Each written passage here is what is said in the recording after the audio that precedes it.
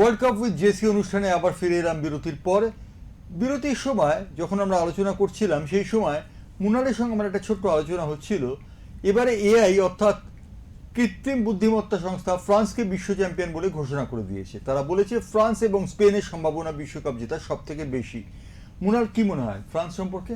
France সম্পর্কে অবশ্যই এটা বলতে হবে যে ফ্রান্স মানে অন্যতম ফেভারিট, কারণ ধারাবাহিকভাবে যে তিনটে বিশ্বকাপে যারা মানে যাদের নিজেদের খেলা ধরে রেখেছে, মানে ধরনটা মানে ধরে রেখেছে, কারণ 2018 চ্যাম্পিয়ন, 2022 রানার্স, মানে টাইব্রেকারে গিয়ে রানার্স, এবং এবং এবছর যেভাবে আবার শুরু করলো এবং তাতে যে এমবাপ্পে দুটো গোল প্রথম ম্যাচেই, এবং আমরা তো জানি যে প্রতিটা বিশ্বকাপেই কোনো একটা তারকাকে ঘিরে মানে ব্যাপারটা এগোয়। এখানে যেমন এখানে আর্জেন্টিনার মেসিকে ঘিরে সবাই স্বপ্ন দেখছে, ওখানে ব্রাজিলে যেমন ভিনিসিয়াসকে ধরে ব্রাজিলের স্বপ্ন দেখা শুরু হয়েছে। নেইমার এখনো ফিট নয়, কিন্তু এখানে ফ্রান্সে এমবাপ্পে রয়েছে, মেসি রয়েছে, রোনাল্ডো, ক্রিস্টিয়ানো রোনাল্ডো রয়েছে। হ্যাঁ, তো সে কারণে ফ্রান্সের কিন্তু একটা দলগত ব্যাপার আছে, ভাবতে হবে শুধুমাত্র এমবাপ্পে নয়, কিন্তু ওখানে কিন্তু এবং যেহেতু মানে বিশ্ব চ্যাম্পিয়ন কোচ সঙ্গে রয়েছে, দেশও রয়েছেন, দেশর এটা শেষ বিশ্বকাপ, দেশের জন্য ফ্রান্সের ফুটবলাররা বলছে যে আপনাকে আমরা বিদায় দিতে চাই বিশ্বকাপটা আর একবার জিতে। সুতরাং এখানে একটা কিন্তু আর একটা ইমোশন কাজ করছে, এবং সেভাবেই শুরু হয়েছে। এবং একটা যখনই যে বললাম যে একদল ধরে রাখার খেলার একটা সুবিধে থাকে, সেখানে যেমন এখানে যেমন কিন্তু নবীন প্রবীণে মিশিয়ে কিন্তু ফ্রান্স দলটা কিন্তু খুব মানে বেশ চনমনে আছে। কারণ মাঝখানে আরেকটা দলের কথা বলতে হবে, স্পেন, যদিও শুরুটা করতে পারেনি সেই জায়গাটায়, কারণ ওই যে আটকে গেল, স্পেন আটকে গেল ইয়ের কাছে, আমাদের কুরাসাওয়ের কাছে, সেখানে এরকম কথা। তো ন্যাচারালি সে কারণে এই ব্যাপারটার মধ্যে যে ওরা ওরা এখন স্পেন তো কেপ ভার্দের কাছে আটকে গেছে, হ্যাঁ কাপ ভার্দের কাছে আটকে গেছে, এবং সেটা কিন্তু গোলকিপারের কাছে আটকে গেল। ভজিনা মানে সে একটা অন্য স্তরে নিয়ে গিয়ে খেলেছে, অন্য স্তরে ফুটবল খেলেছে 40 বছর বয়সে। মানে এটা একটু বলা দরকার, আমাদের নিজেদের ভারতবর্ষের পরিপ্রেক্ষিতে একটু বলা দরকার যে 5.5 লক্ষ একটা দেশ, মানে জনসংখ্যা একটা দেশ, এবং তার মধ্যে এই ফুটবলারটি কোনো ক্লাব নেই প্রথম কথা, এবং তার মানে আয় হচ্ছে তার মাত্র 74 লক্ষ টাকা। সেখানে আমরা এখানে কোটি কোটি টাকার ফুটবলাররা দেখে থাকি ভারতবর্ষে, সেখানে একটা কথা। সুতরাং সে তার কাছে আটকে গেছে স্পেনকে। হ্যাঁ, কিন্তু ওই বললাম প্রথম ম্যাচ আটকে গেছে মানেই কিন্তু তারা যে বিশ্বকাপে অচল হয়ে গেল বা বিশ্বকাপ থেকে ছিটকে গেল, এটা হওয়ার কোনো কারণ নেই। কারণ ওই যে বললাম লম্বা বিশ্বকাপ, এটা 48টা থেকে আসবে 32 থেকে 16 থেকে 8 থেকে 4, তারপরে ফাইনাল। তো নাচে এখানে একটা থাকবে। কিন্তু স্পেনের একটাই সমস্যা আমার কাছে মনে হয়েছে, যে ফ্রান্স যেটা ম্যাচিউর টিম, পরিণত টিম, কিন্তু স্পেন নয়। স্পেনের মধ্যে অনেক নতুন প্লেয়ার রয়েছে, আবার কিছু পুরনো প্লেয়ারও আছে, কিন্তু মোরাতার মতো প্লেয়ার আছে, এরা সবাই আছে, ওলমো সবাই আছে, কিন্তু আমার মনে হচ্ছে কোথাও একটা ম্যাচিউরিটির অভাব আছে, যাহলে ঠিক গোল বার করার ব্যাপারটা দেখা গেল না। আবার পর্তুগালের মধ্যে আবার উল্টোটা, পর্তুগালের মধ্যে আছে সবাই, কিন্তু কোথাও যেন একটা ওই হ্যাঁ, কোথাও যেমন বেলজিয়ামের যেমন সে হতো না যে গোল্ডেন জেনারেশন আমরা দেখতাম প্রত্যেক বছর, বেলজিয়ামের প্রথমে দারুণ শুরু করতো, গিয়ে তারপরে আমরা যেমন ক্রিকেটে দক্ষিণ আফ্রিকাকে দেখি চোকার, ওরা আমি বেলজিয়ামকে বরাবর দেখেছি বেলজিয়াম আর হল্যান্ড দুজনেই চোকার কথা। মানে তাও তো বেলজিয়াম টানাই খেলেই আসে, কিন্তু প্রত্যেকবার একটা জায়গায় পৌঁছয়, কিন্তু আর গিয়ে শেষ করতে পারে না, এর কথা। তো আজকে এবার আবার পর্তুগালের সেই মানে রবার্তো মার্টিনেজ, যিনি দীর্ঘদিন বেলজিয়ামের কোচ থাকতেন, তিনি আবার পর্তুগালেরই কোচ। তো তিনি কতদূর নিয়ে যেতে পারবেন পর্তুগালকে বলা মুশকিল। সেই কারণে এখন মানে স্পেন ফ্রান্স দেখা হবে কিনা বলতে পারি না, কিন্তু তার আগে যদি এই দেখাটা হয়ে যেত তাহলে আমাদের অনেকের স্বপ্ন পূরণ হতো। সেটা হচ্ছে যে কোয়ার্টার ফাইনালে কানসাস সিটিতে যদি সবাই এই দুজনের গ্রুপে, পর্তুগালের গ্রুপে পর্তুগাল 1 নম্বর, আর আর্জেন্টিনা যদি তার নিজের গ্রুপ থেকে 1 নম্বর হয়ে 32-এ আসে, 32 থেকে যাওয়ার পরে 16তেও যদি গিয়ে যেতে, তাহলে 8-এ মানে কোয়ার্টার ফাইনালে কানসাস সিটিতে কিন্তু মেসি বনাম রোনাল্ডো হতো। সেটা হবে কি না এখন সেটা সব নির্ভর করবে, সবই নির্ভর করছে। তার কারণ হচ্ছে যে 1998 সালে ফ্রান্স প্রথম বিশ্বকাপ খেলে এবং বিশ্বকাপে তারা অবিসংবাদিতভাবে এগিয়ে যায় দুজনের উপর ভর করে। একজন হচ্ছে দিদিয়ের দেশো, যিনি আজকে দলের কোচ, এবং আরেকজন হচ্ছেন জিনেদিন জিদান। জিদানের বিশ্বকাপ বলে 1998 সালে বিশ্বকাপটি বিশেষভাবে পরিচিত হয়েছে, যদিও মুনার বলেছে যে দলগত খেলা, এ বিষয়ে কোনো সন্দেহ নেই যে দলগত খেলা, কারণ ফ্রান্স দলগত খেলা খেলেই সেবারের বিশ্বকাপে ব্রাজিলকে ফাইনালে হারিয়েছিল এবং ব্রাজিলকে ফাইনালে হারানোর সঙ্গে সঙ্গে ফ্রান্স বিশ্বকাপের অবিবাংশিত নেওয়া হয়েছিল। এবারে আমি তৃতীয় প্রশ্নে চলে যাব আপনাদের জন্য। তৃতীয় প্রশ্নটা হচ্ছে, বিশ্বে কোন ফুটবলের নামে একটি চার্চ রয়েছে? আপনাকে উত্তর দিতে হবে। এই উত্তরটি কিন্তু আপনি যদি নিয়মিত ওঙ্কার বাংলার ওয়ার্ল্ড কাপ উইথ জেসি দেখে থাকেন তাহলে আপনি অনুষ্ঠানে আপনি জিতে যেতে পারেন, কারণ আমরা এই বিষয়ে কথা বলেছি কিছুদিন আগেই, অর্থাৎ গত শুক্রবার অথবা শনিবার এই বিষয়ে কথা বলেছি। কোন ফুটবলের নামে একটি চার্চ রয়েছে আপনাকে বলতে হবে, এবং উত্তর দিতে পারলে 5 মিনিটের মধ্যে আপনি পেয়ে যেতে পারেন রকি স্পোর্টসের পক্ষ থেকে আপনার মনোমতো একটি জার্সি। মনে রাখবেন কোন ফুটবলের নামে একটি চার্চ রয়েছে বিশ্বে, এবং একটি মাত্র চার্চই রয়েছে যেটি একটি ফুটবলের নামাঙ্কিত। কোন ফুটবলের নামে সেই চার্চটি আছে আপনাকে বলতে হবে, বলতে পারলেই আপনি পেয়ে যেতে পারেন একটি পুরস্কার। আমরা সরাসরি আবার চলে যাচ্ছি মুনাল চট্টোপাধ্যায়ের কাছে। মুনাল, ফ্রান্স সম্পর্কে আমরা জানলাম, এবারে এদের বাইরে ইংল্যান্ড এবং জার্মানির অবস্থা কিরকম তুমি দেখছো? জার্মানি তো শুরুই করেছে দুর্দান্তভাবে, আবার সে 7 গোল এর কথা, এবং প্রথম ম্যাচে 7 গোল, এবং মানে ওরা একবার যেবার আমরা 2002-তে যেবার ব্রাজিল জিতে যায় সে বছর ওরা সৌদি আরবকে 8 গোল দিয়েছে। 8 গোল দিয়েছে, এখনো পর্যন্ত সর্বোচ্চ জার্মানির তরফ থেকে 8 গোল দেওয়া হয়েছে সৌদি আরবকে দেওয়া হয়েছে, সেই যে সৌদি আরব আবার গত বিশ্বকাপে মেসি হারিয়ে দিয়েছে। তো সুতরাং কখন যে কাকে কখন হারাবে আর কখন যে কি ফলাফল হবে খুব বলা মুশকিল। কিন্তু এবারে মনে হয়েছে যেন জার্মানি দলটা কিন্তু খুব তৈরি হয়ে এসছে মানসিকভাবে, কারণ গত দুটো বিশ্বকাপে, যে বছর বিশ্বকাপে মানে 2014 বিশ্বকাপে তো আর্জেন্টিনাকে হারিয়ে ওরা চ্যাম্পিয়ন হয়েছিল, এবং তারপরে কিন্তু 14 পরে কিন্তু 18তেও প্রথম রাউন্ডের বাধা টপকাতে পারেনি গ্রুপ লিগের, 22-এ গিয়েও পারলো না। সুতরাং সেখানে কিন্তু আর মানসিক যন্ত্রণাটা ওদের ভয়ঙ্কর রয়েছে। আর জার্মানি আমরা দেখেছি যে যদি বলেন যে ব্রাজিলের পরে এবং সবচেয়ে বেশি মানে ফাইনালে ওঠা এবং ইতালি খানিকটা যদি সেভাবে ধরেন তাহলে পরে কিন্তু হ্যাঁ সেভাবে 5-4, সুতরাং সে কারণে যদি ধরেন তাহলে কিন্তু জার্মানির সবচেয়ে বেশি সাফল্য রয়েছে চ্যাম্পিয়ন হওয়া এবং ফাইনালে ওঠা, এবং এইগুলো মানে এবং সেমিফাইনাল অবধি যাওয়া, মানে সর্বাধিক স্তরে যাওয়া। তাহলে ওদের একটা জাত্যভিমান কাজ করে দেখি সবসময় যে আমরা এটা করতে পারিনি, সেই জন্য এবার যেন ওরা নেমেছে ডিটারমেন্ট হয়ে যে আমরা কিন্তু ডিটারমেন্ট হয়ে নেমেছি, আমরা কিছু করে দেখাবো। যার ফলে শুরুটাই করেছে একদম ঝড়ের গতিতে, মানে প্রথম থেকে মানে অন্যরা তখনও মানে 3-4-এর মধ্যেই রাখছে, মানে 2 গোল 3 গোল এরকম মধ্যে রাখছে। তো তাহলে অবশ্য এটা বলতে হবে জানো। আর ইংল্যান্ডের কথাই বলতে হবে, ইংল্যান্ডের কথা এখানে একটা কথা বলার জন্য আরও বেশি দরকার ছিল, সেটা ভালো হয়েছে আপনি প্রশ্নটা করাতে। সেটা হচ্ছে ইংল্যান্ড কিন্তু প্রথম ম্যাচই ক্রোয়েশিয়ার সঙ্গে খেলেছে, এই ক্রোয়েশিয়ার সঙ্গে কিন্তু আমি সেমিফাইনালে পরাজিত হয়েছিল। হ্যাঁ 2018-তে কেউ দেখেছি যে সেমিফাইনালে হেরে যায় তো ক্রোয়েশিয়ার কাছে, যার ফলে ক্রোয়েশিয়া ফাইনালে চলে যায়।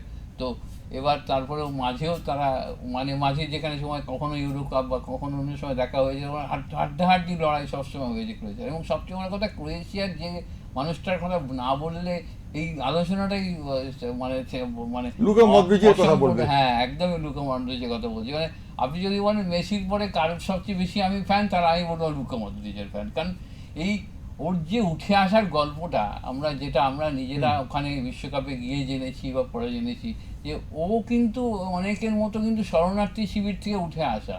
ক্রোয়েশিয়া যখন মানে প্রচণ্ড গৃহযুদ্ধে মানে একবারে ছিন্ন ভিন্ন, তখন আমরা এই গল্প শুনেছি যে ও মানে ওর বাড়ির লোককে, এবং মানে এখন যদি না ভুল বলে থাকি বা ভুলে না গিয়ে থাকি তাহলে ওর বাড়ির সম্ভবত ওর দাদু বা কাউকে কিন্তু মানে ও যখন মাঠে মানে গিয়ে গরু নাকি চড়াচ্ছিল বা মেষ চড়াচ্ছিল তখন ওর দাদুকে খুন করা হয়, এবং সেখান থেকে ও আর বাড়ি ফিরতে পারেনি। ও কিন্তু স্ট্রেট চলে গেছিল ওর বাড়ির বাকি লোকদেরকে নিয়ে শরণার্থী শিবিরে।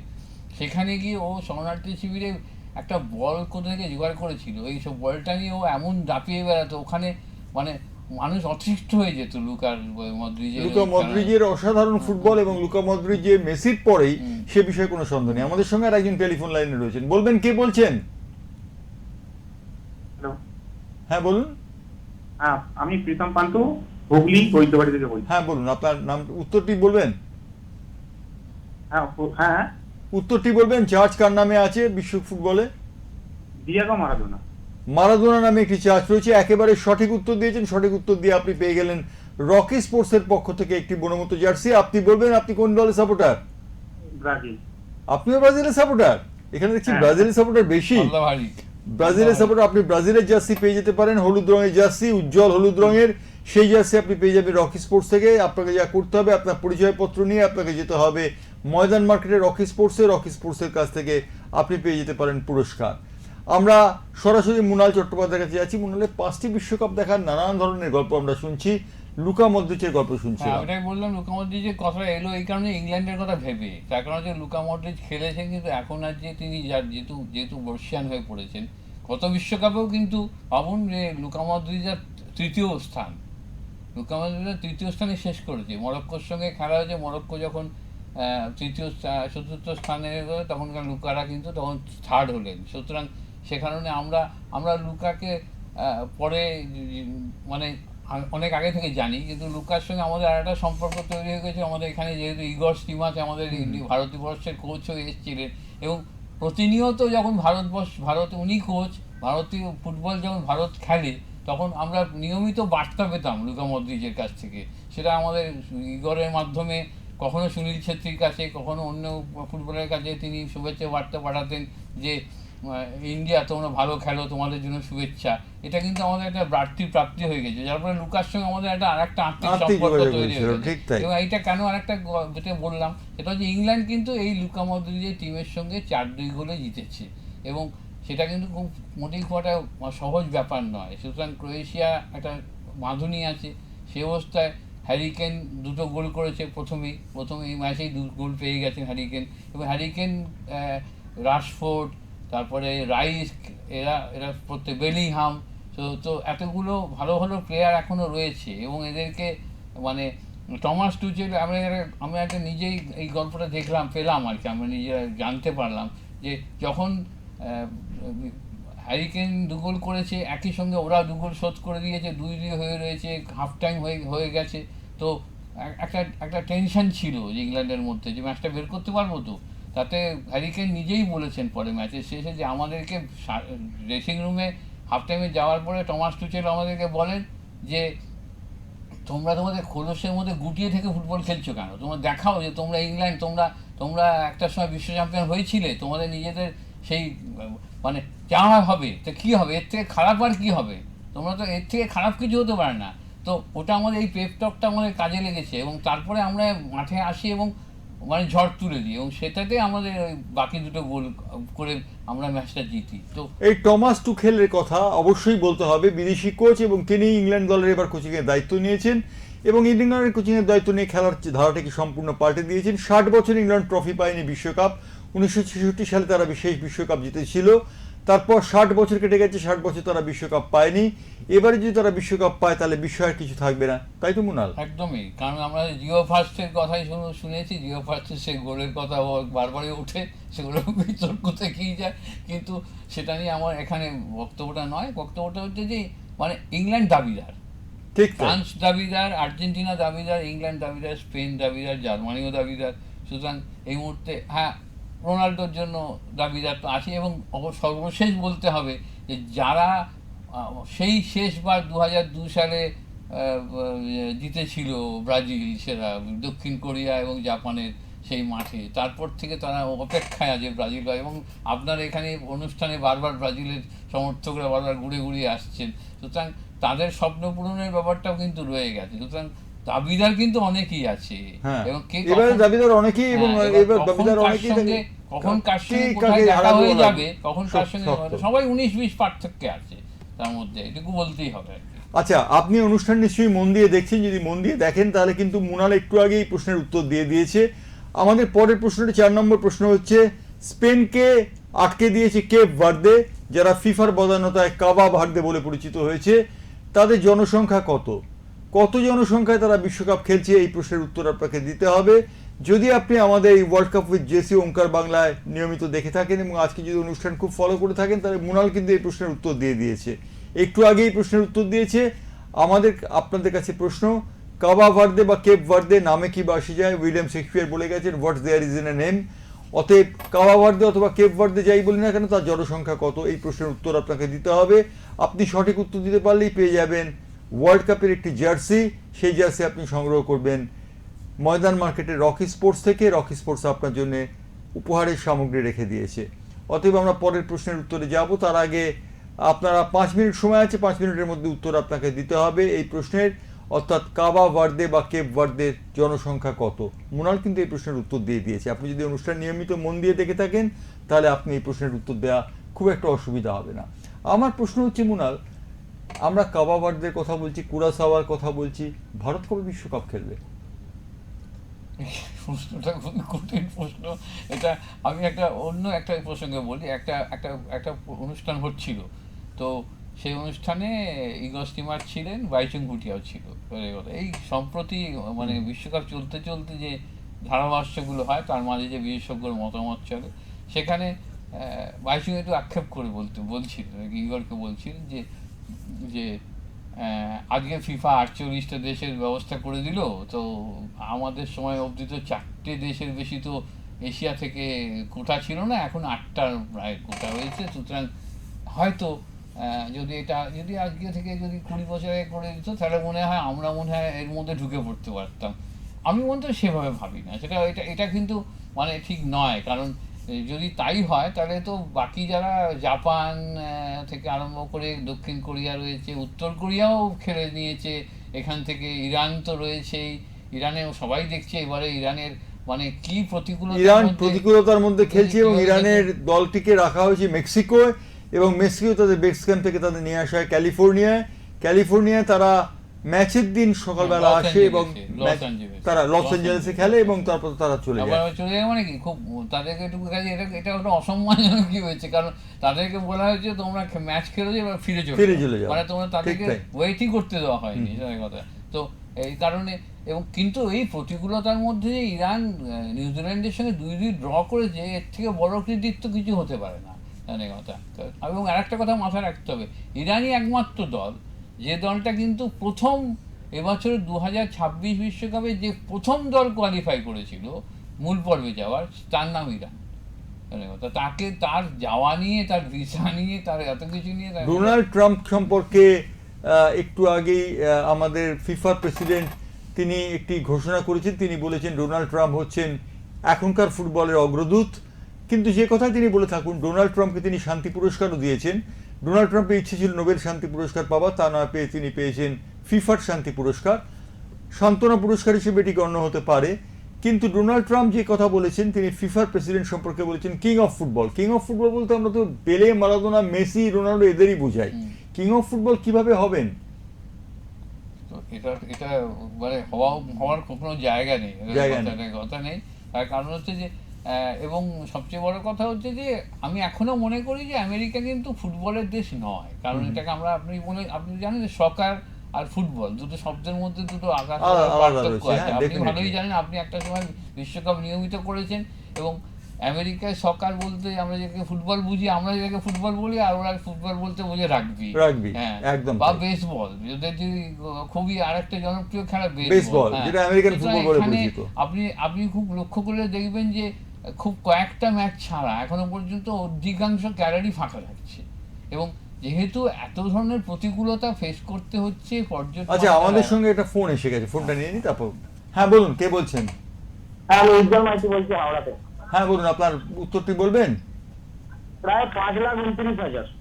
5,29,000 একদম সঠিক উত্তর দিয়েছেন। 5,30,000 হলে আরো সঠিক হতো, কিন্তু 5,29,000 হলে আপনি বেনিফিট অফ ডাউটের জন্য আপনি পেয়ে যাচ্ছেন রকি স্পোর্টসের পক্ষ থেকে একটা জার্সি। আপনার পছন্দের দল কোনটি? পর্তুগাল। আপনার পছন্দের দল পর্তুগাল? সবাই পর্তুগাল একজন এসছে, ভালো। পর্তুগাল একজন এলো, ব্রাজিলের 2জন এবং আর্জেন্টিনার 1জন, এবং আপনি পেয়ে যাচ্ছেন পর্তুগালের একটি জার্সি। আপনাকে পরিচয়পত্র দেখিয়ে রকি স্পোর্টসের কাছ থেকে ময়দানে সংগ্রহ করতে হবে এই পুরস্কার। অতএব আপনি যাবেন এবং পুরস্কার নেবেন আমরা আশা করি, এবং আপনার মুখে নিশ্চয়ই হাসি ফুটবে ক্রিশ্চিয়ানো রোনাল্ডো ভালো খেললে। কি ক্রিশ্চিয়ানো রোনাল্ডো ভালো খেলবে? অবশ্যই খেলবে। কবে আর খেলবে? হ্যাঁ খেলবে নেক্সট ম্যাচ থেকে। নেক্সট ম্যাচ থেকে ক্রিশ্চিয়ানো রোনাল্ডো ভালো খেলবে, আশা করা যায়, আমরা সবাই আশা করছি। সবাই আশা করছি ক্রিশ্চিয়ানো রোনাল্ডো ভালো খেলবে। আমরা সেই প্রসঙ্গে যাব, কিন্তু শেষ প্রশ্নটি দিয়ে দিই। জুলে রিমে ক্লাব 1966 সালে একবার চুরি হয়েছিল, তখন জুলে রিমে কাপ ছিল ওয়ার্ল্ড কাপের নাম। একটি কুকুর সেটি উদ্ধার করেছিল এটি ছাইগাদা থেকে। সেই কুকুরটির নাম কি আপনাকে বলতে হবে, 5 মিনিটের মধ্যে সেই প্রশ্নের উত্তর দিতে হবে। উত্তর দিতে পারলে আপনি পেয়ে যাবেন রকি স্পোর্টসের কাছ থেকে মনের মতো একটি জার্সি। 1966 সালে ইংল্যান্ডে বিশ্বকাপ হয়েছিল, সেই সময় বিশ্বকাপের নাম ছিল জুলে রিমে কাপ, এবং জুলে রিমে কাপটি সেই সময় চুরি গিয়েছিল। একটি কুকুর সেটি উদ্ধার করেছিল একটি ছাইগাদা থেকে। সেই কুকুরটির নাম কি আপনাকে বলতে হবে।